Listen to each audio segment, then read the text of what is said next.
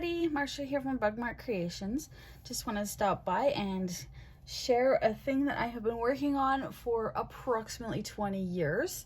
I know, long time, but this is a never-ending story and I absolutely love it.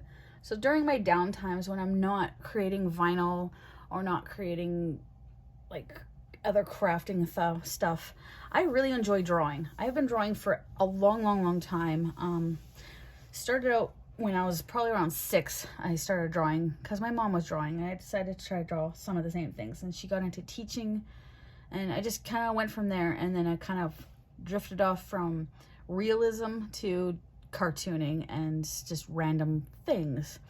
So when I got into the random stuff when I was around 14, I started drawing quilting kind of patterns on animals that are cartoon kind of animals, and that took off, but I only made about 6 or 7 of those because I was really into doing actual good arts and realisms and stuff like that when I was in high school. And then it kind of drifted off until 2000 when my sister and I were supposed to go to Disney World on a trip.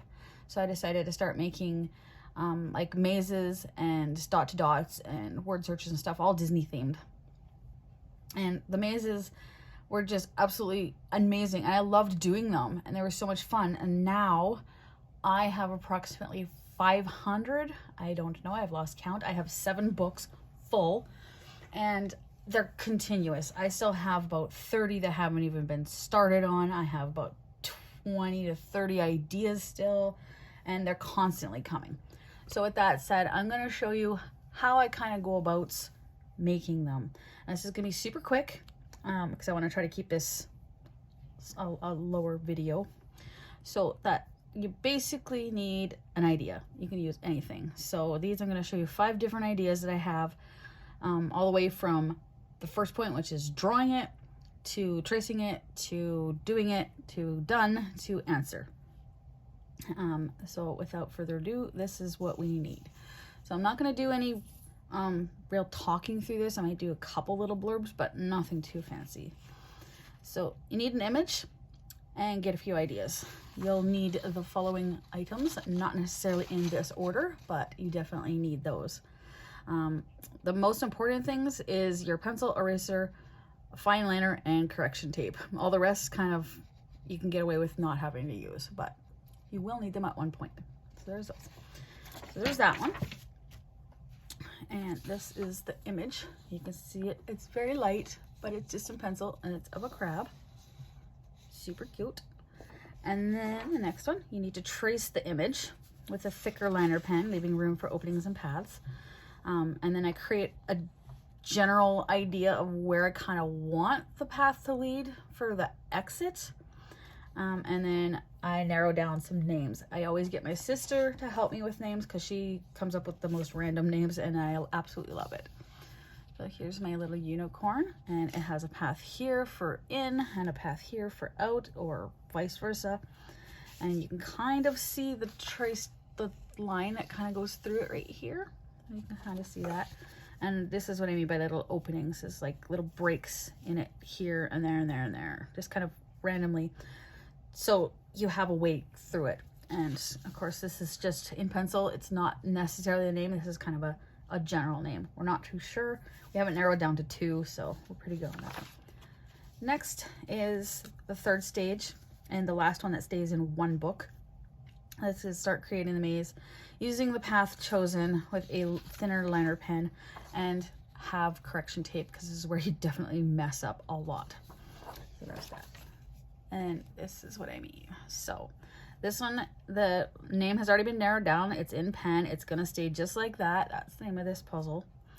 And you can see that I have correction tape here. I've got a couple correction tapes here and here. It's hard to see on this one, but I do. You kind of see the path generally kind of this way and going through kind of where it wants. Obviously the path does move quite a bit because, you know, you got different lines, different ways, different wavelengths, and you decide to change things up. So that's what that is. And that's that. And then this is the final one, which I have this long start. So the finished maze from start to finish points.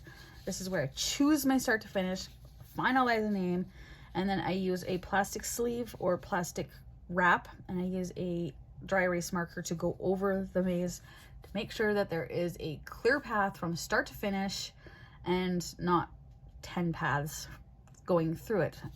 Now, some mazes actually do have 2 paths leading to an exit, 2 totally separate paths leading to an exit, and that's on purpose.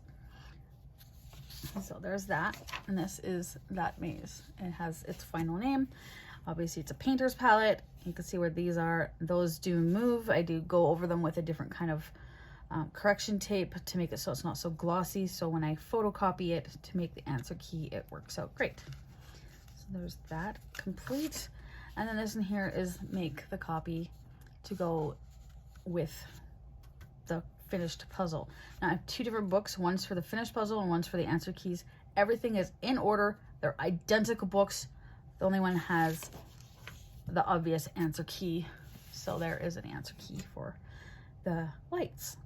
So, and like I said, I have probably 500 or 600 that are done complete with answer keys. So they're going to be put into a book or 2 or 3. I don't know how I'm going to do this one.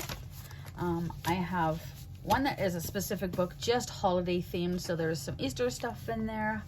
There's like Valentine's, Halloween, Thanksgiving, and I believe Christmas.